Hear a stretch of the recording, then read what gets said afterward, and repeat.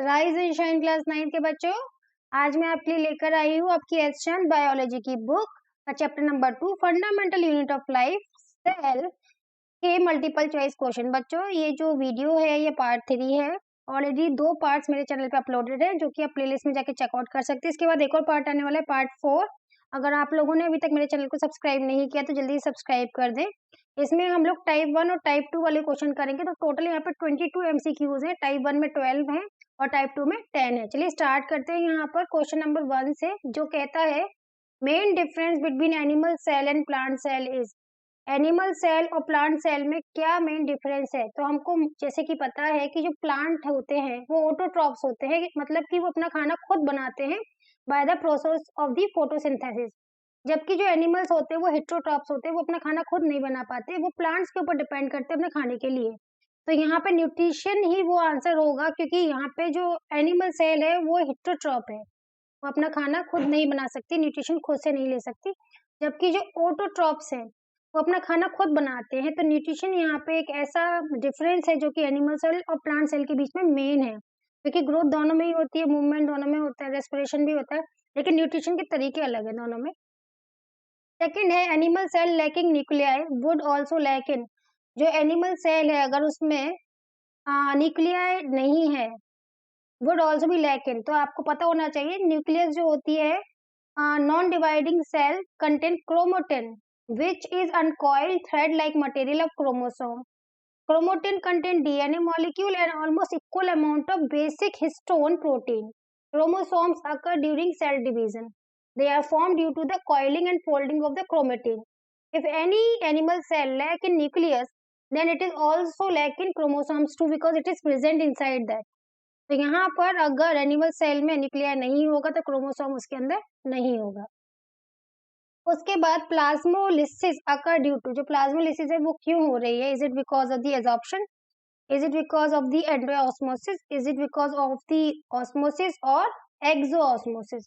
so let's understand the plasmolysis also known as the exoosmosis. So in the exoosmosis is also a process in which the water molecule move from higher concentration region of the cell to the lower concentration region of surrounding through the cell membrane.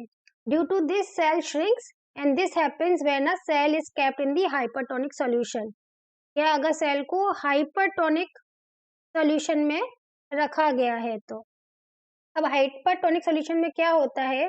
जो solute का concentration होता है वो high होता है, इसका मतलब है कि सॉल्वेंट का कंसंट्रेशन कम होगा। तो अगर हम किसी सेल को रखेंगे इसके अंदर तो यहाँ पे जो फ्लो होता है वो क्या होता है? हायर लोअर सॉल्यूट से हायर की तरफ होता है। तो मतलब यहाँ पे जहाँ पे सॉल्वेंट कम होगा उधर की तरफ होगा, तो यहाँ पे सॉल्वेंट कम है, यहाँ पे सॉल्वेंट ज्यादा होगा तो इधर की तरफ होगा। इसकी वजह से क्या होगा? सेल श्रिंक हो जाएगा अगर हाइपरटोनिक है।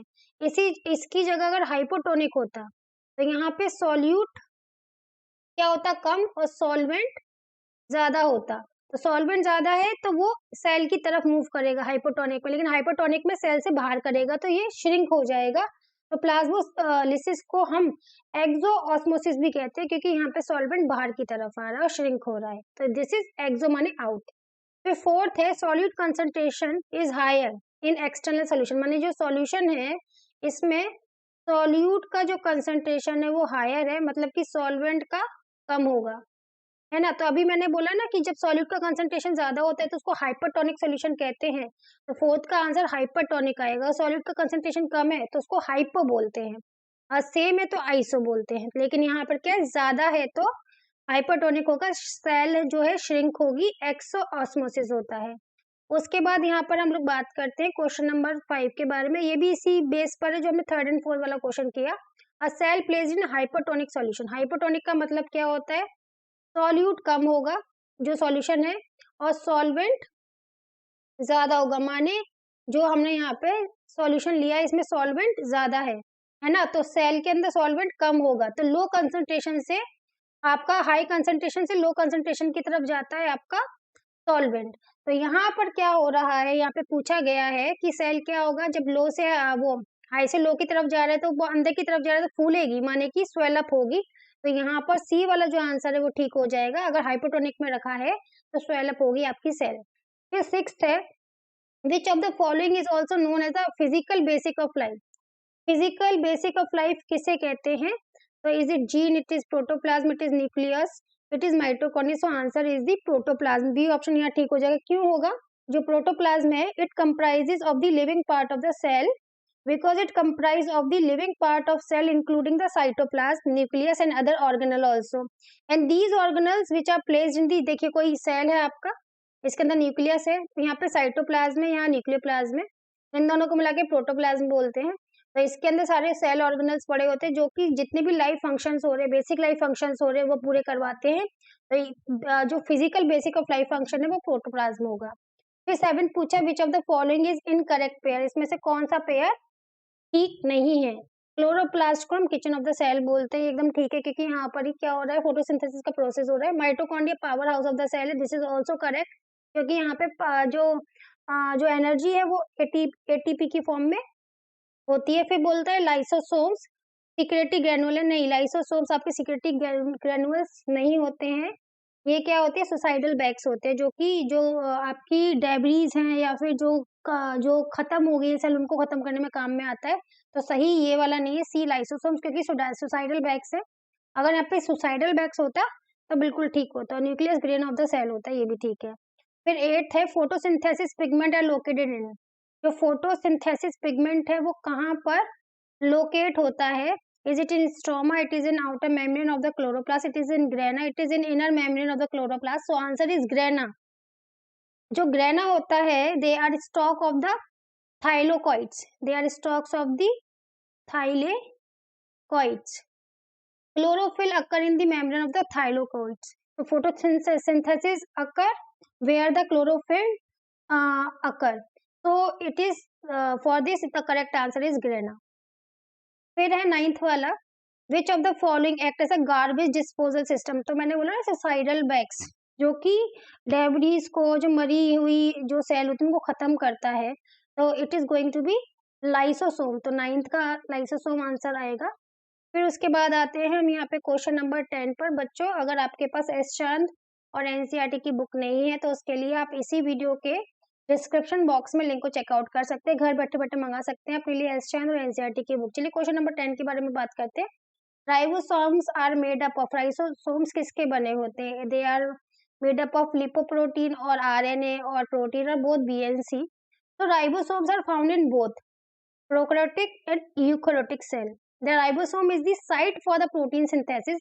राइबोसोम वो जगह है जहाँ पे प्रोटीन की सिंथेसिस होती है, तो इसको हम प्रोटीन फैक्ट्री भी कहते हैं। Ribosomes are made up of protein complexes and RNA, mRNA and tRNA. So correct answer for this, protein की सिंथेसिस भी हो रही है और आरएनए का भी क्या है, ये कॉम्प्लेक्सेस हैं।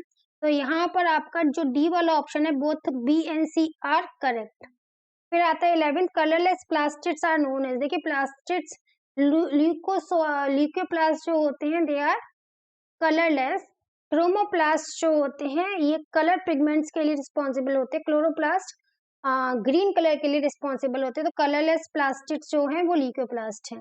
फिर क्लोरोफॉल इज द प्रेजेंट इन, तो क्लोरोफॉल कहाँ प्रेजेंट होता है? तो अभी मैंने बताया था आपको, grana are stock of thylakoid. क्या होते हैं? Grana are the stocks of the thylakoid, और थैलेकॉइड वो जगह है जहाँ पे क्लोरोफिल अकर होता है, तो यहाँ पे थाइलेकॉइड आंसर आएगा। चलिए अब टाइप 2 क्वेश्चन हम लोग यहाँ पे कर लेते हैं इसी वीडियो में। इसमें टोटल टाइप 2 में 10 क्वेश्चन है, let do it. Cell wall of plant cell is chiefly compose. अब हम लोग ये ऑलरेडी जो मेरा पार्ट 1 और पार्ट 2 है वीडियोस को, उसमें हम इसके बारे में डिस्कस कर चुके हैं कि जो सेल वॉल होती है जो कि प्लांट सेल के अंदर मिलती है, वो मेनली किसकी बनी होती है? वो मेनली बनी होती है सेल्यूलोज की। तो यहाँ का जो फर्स्ट का जो बी आंसर है वो ठीक होगा। उसके बाद बात करते हैं intercellular connection in plant cell are called. ये भी पार्ट 1 और पार्ट 2 में हम लोग बात कर चुके हैं कि जो एक सेल और जो दूसरी सेल जिससे जुड़ी होती है उसको क्या बोलते हैं? उसको बोलते हैं प्लाज्मोडेस्मेटा। तो यहाँ का सेकंड का डी आंसर यहाँ पर ठीक हो जाएगा, प्लाज्मोडेस्मेटा। फिर पूछा है the inner folding in mitochondria known है। देखिए जो फोल्डिंग हो रही है इसको हम क्या बोलते हैं? इसको हम लोग क्रिस्टी बोलते हैं। क्या बोलते हैं? क्रिस्टी। तो यहाँ पर क्रिस्टे आपका सही आंसर आएगा ए वाला। ये NE है तब की AE is the correct spelling. फिर आता है एलिरोप्लास्ट इन अ सेल स्टोर। ये भी हम पहले बात कर चुके हैं कि जो एलिरोप्लास्ट होता है वो प्लास्टिड का ही एक पार्ट होता है, और ये जो एलिरोप्लास्ट होता है वो स्टोर करता है प्रोटीन को। तो यहाँ पे फोर्थ का सी वाला सही हो जाएगा। Let's talk about the fifth. Well defined nucleus is absent in. जो वेल डिफाइंड न्यूक्लियस होता है वो किस में एब्सेंट होता है? तो जो वेल डिफाइंड न्यूक्लियस होता है वो प्रोकैरियोटिक सेल्स में एब्सेंट होता है, बाकी सब में वेल डिफाइंड न्यूक्लियस पाया जाता है। सिक्स्थ है माइटोकॉन्ड्रिया शीट ऑफ, क्योंकि देखिए माइटोकॉन्ड्रिया क्या है? Power house of the cell है, power house of the cell है। तो यहाँ पे एनर्जी आपका क्रिएट हो रहा है। तो ये क्या होता है यहाँ पर क्या है? शीट ऑफ एनारोबिक रेस्पिरेशन, जहाँ पे कि ऑक्सीजन की जरूरत होती है, बिल्कुल होती है। Trapping of sunlight, no. Is it Krebs cycle? Yes, correct answer अगर क्रैब साइकिल। तो क्रैब साइकिल समझे क्या होता है? ये होता है the sequence of reaction by which most of living cell generate energy. यहाँ पे बहुत सारी रिएक्शंस होती है, यहाँ पे सीक्वेंस ऑफ रिएक्शन होती है जहां पर की एनर्जी प्रोड्यूस हो रही है, काफी अमाउंट में एनर्जी प्रोड्यूस हो रही है। And that's happen in the process of aerobic respiration. It takes place in mitochondria using up oxygen and producing carbon dioxide and water as a waste product, and ADP is converted to energy to the rich in ATP. So that correct answer is the Krebs cycle. फिर आता है seven, the first living cell was observed bye.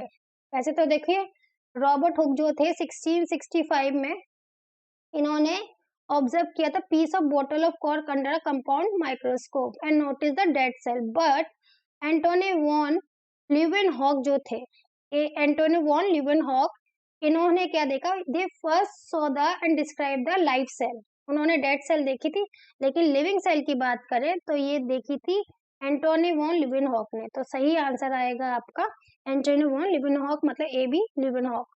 फिर आता है question number 8, membrane which allow passage of only solvent through it. ऐसी membrane जो कि solvent को, कुछ ही सॉल्वेंट को जाने देती, कुछ को नहीं जाने देती है, तो उसको बोलते हैं सेमी परमेबल। सेमी मतलब कुछ को जाने देना, कुछ को नहीं जाने देना।